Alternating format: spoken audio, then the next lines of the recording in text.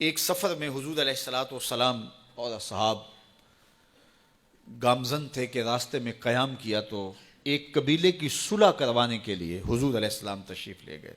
وہاں کچھ تاخیر ہو گئی تو صحابہ نے حضرت ابوبکر صدیق کو کہا کہ حضور رک گئے ہیں تو نماز کا وقت جا رہا ہے، آپ نماز پڑھا دیجئے. تو حضرت ابوبکر صدیق رضی اللہ تعالیٰ عنہ مصلی پہ کھڑے ہو گئے.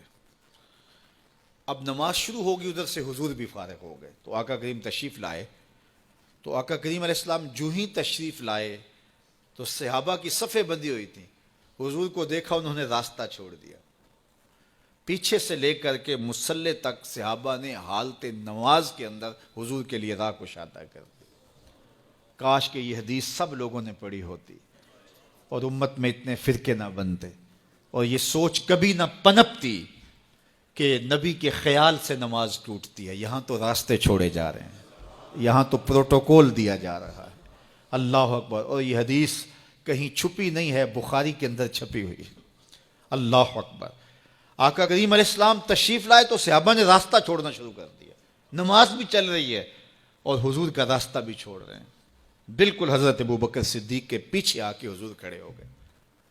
ابو بکر لا یلتفت یمینا ولا یسارا، جب آپ نماز پڑھتے تھے تو نہ دائیں دیکھتے نہ بائیں دیکھتے، پوری توجہ انہماک ہوتا. وہ اپنی کیفیات کے جہان میں ڈوبے تھے اور حضور آ کے پیچھے کھڑے ہو گئے. صحابہ نے اپنے ہاتھوں کی پشت پہ ہاتھ مارنے شروع کر دیے. مکعن و تصدیہ، قرآن نے تالی لگانا، سیٹی مارنا، یہ شیطانی اعمال ہیں، لیکن ہاتھ کی پشت پہ ہاتھ مار کے متنبہ کرنا یہ مختلف مواقع کے اوپر یہ جائز ہے. تو اب جب حضور آ کے پیچھے کھڑے ہو گئے اور صحابہ سمجھے کہ حضرت ابوبکر صدیق ایک استغراق کے عالم میں ہیں، ایک کیفیت کے جہاں میں ڈوبے ہیں، تو انہوں نے اپنے ہاتھوں کی پشتوں پہ ہاتھ مارنے شروع کر دیے. تو حضرت صدیق اکبر سمجھ گئے کوئی غیر معمولی واقعہ ہو گیا. دیکھا پیچھے حضور کھڑے تھے. اللہ اکبر. تو حضرت صدیق اکبر مصلی سے سرک کے پیچھے آنے لگے تو آقا کریم نے اشارہ کیا، رکو نماز پڑھاؤ. سیدنا صدیق اکبر اس کے باوجود پیچھے آ گئے. کبھی ہوتا ہے حکم اور کبھی ادب آگے ہوتا ہے. اللہ اکبر. حضرت سیدنا علی المرتضیٰ رضی اللہ تعالی عنہ کو کہا نا حضور نے صلح حدیبیہ کے موقع پہ، صلح نامہ لکھوایا جا چکا تو لکھا یہ محمد رسول اللہ اور قریش کی جانب سے ہے.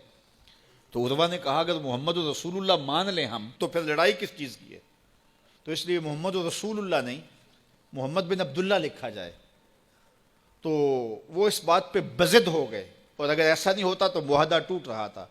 تو حضور نے حضرت علی المرتضیٰ سے کہا کہ چلو رسول اللہ کا لفظ مٹا دو. عرض کی میں تو نہیں مٹاؤں گا، میں تو نہیں مٹاؤں گا، یہ نام میں تو نہیں مٹا سکتا. پھر حضور نے خود مٹایا. اب یہاں حضور نے کہا ابو بکر رکو، لیکن حضرت ابو بکر نہیں رکے، پیچھے آ گئے. اور پھر حضور خیر مصلی پہ گئے، نماز ہوئی، سلام پھرا. تو حضرت ابو بکر صدیق رضی اللہ تعالیٰ عنہ کو حضور نے کہا ابو بکر جب میں نے کہا تھا تم رکے رہو تو تم کیوں پیچھے آئے؟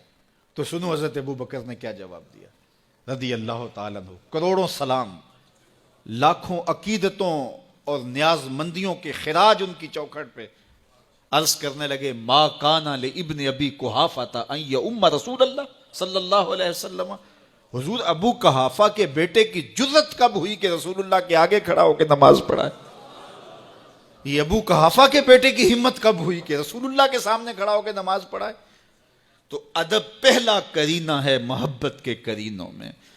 حضرت ابو بکر صدیق رضی اللہ تعالی عنہ نے اگر حضور علیہ الصلاۃ والسلام کی اطاعت اور حضور کی محبت، ادب، فرما برداری اور جانثاری کے انوکھے باب رقم کیے ہیں، لیکن حضور نے بھی ان کو جو اعزازات دیے. ایک خاتون آئی مسئلہ پوچھنے، آقا کریم نے فرمایا پھر آ جانا.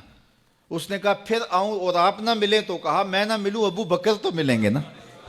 اللہ اکبر. تو اپنے بعد اشارہ دے دیا ان کی طرف کہ میرے بعد میرا نائب ابو بکر ہے.